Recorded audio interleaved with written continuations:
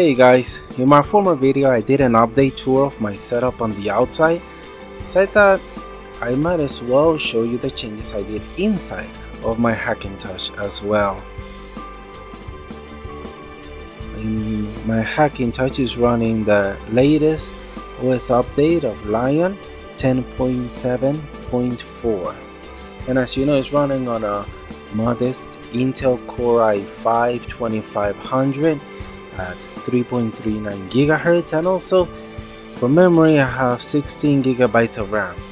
And the reason it's so high is not because OS X needs it, but that I use virtual desktops often, and the software I like to use is Parallels Desktop version 6.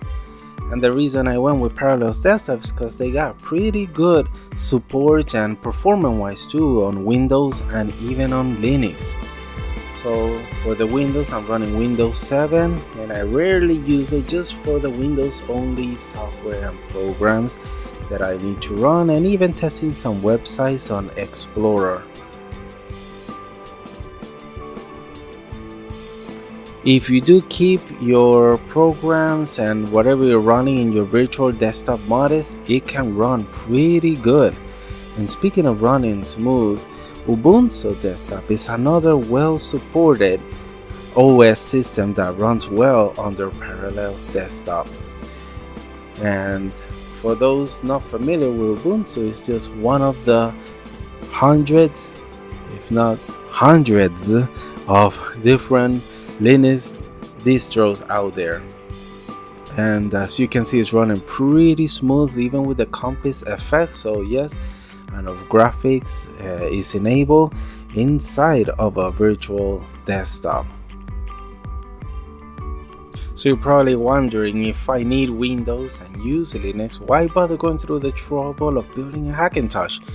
Well, I just love the simplicity and performance of the OS X with the proper hardware. Combine that with some great apps that can meet your needs, is really worth the effort building a machine compatible with OS X. So now what I like to do is show you some of the apps that I like, and actually some that I need and that I can't find anywhere else. And remember, most of these apps are OS X exclusive, and they are for my needs, that they will actually differ from your needs. So let's not start a war here. So first of all, I like to start with the App Store, which is a easy and a great way to find apps that you want to purchase, and if you already have purchased, it's just a click to download and have it installed in your desktop.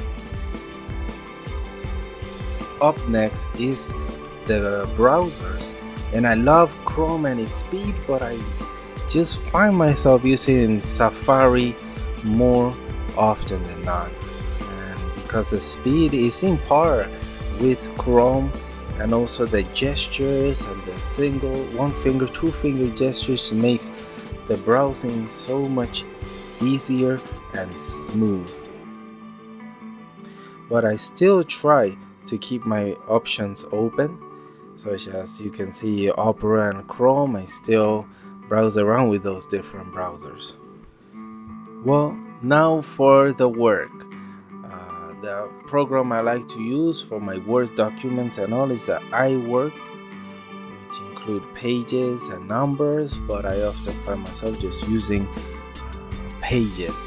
And if you're not chained down to Microsoft Office by work or school, you will love the already pre-made templates, as well as the easy to work atmosphere that and layout that Pages brings.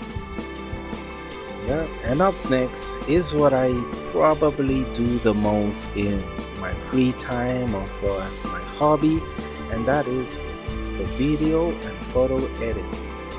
And I know it's no pro editing tools, but iLIFE 11 brings pretty good options and editing software that you can use to pretty good movies, and for only $40 it is definitely worth the DVD install price, or you could get them individually in the App Store for just $15.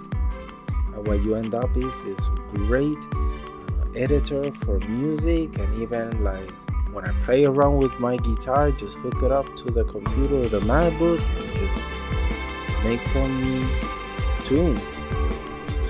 One other thing I like to mention is in iMovie exporting videos.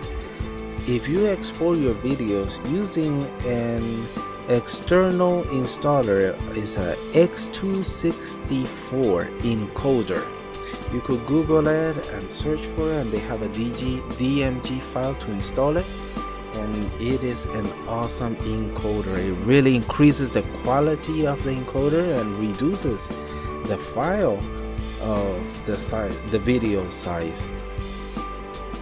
And if you really don't need Photoshop or big professional editors as GIMP or things like that, then iPhoto will do just fine. Even though the editing wise is very limited, I have made pretty good printouts of just editing in iPhotos. I even purchased cards for this, and even a couple of books I have made here, and they also have a pretty good selection here of designing your own book and just have it make the layout and then have it printed and delivered right to your home. And I have to say the quality of the prints were fantastic, amazing. Even the people that I gave the books to were surprised at the quality of the print, and it's really worth the money.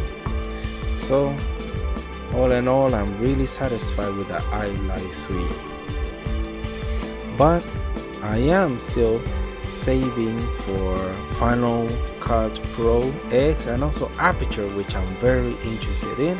But for now, iLIFE is doing the job just fine, so I really don't have the need for it right now. I know a lot of you that build your own systems are gamers, but I don't do much gaming myself. I do have a couple of games, as you can see, Asphalt from the App Store and Batman, and they all run really great, and especially now with the OS X becoming more like iOS. It's only a matter of time until the developers start making more games for OS X, but I'm still not really a gamer. And just quickly before I end this video, I want to highlight some apps that really increase my productivity and flexibility in OS X and actually made it even more enjoyable. For example, here the Better Touch Tool app, and this app is, you could get it up the App Store or from the developer's website, and it's just endless the many customization that you could do with your shortcut keys or even gestures with the Magic Mouse or your touchpad. For example, you can resize your window with just 2 fingers like I have, a 1 finger touch by moving the window, just touching anywhere.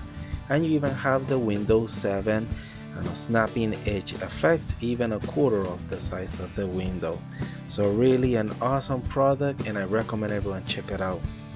Another app that is not really for making more productive but more on the enjoyable side is these Dolphin 3D, Earth 3D, and the Lost Watch, and there are a couple other apps. Well, not really apps, they're animated desktop wallpapers, and these wallpapers, they have the light version and also the paid version, which of course get you more features, but even the free one will just do.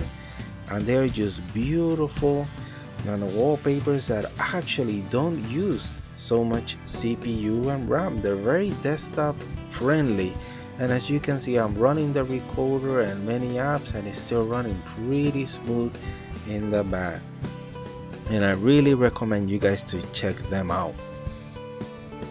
I hope you guys enjoyed this video, and if you haven't seen the tour of my desktop on the outside, I recommend you check it out and check out the outside of my Hackintosh. And if you got some apps or questions you like to ask, please go ahead and drop a line below, and I will try to get back to you guys as soon as I can. Thanks for watching, and see you guys next time.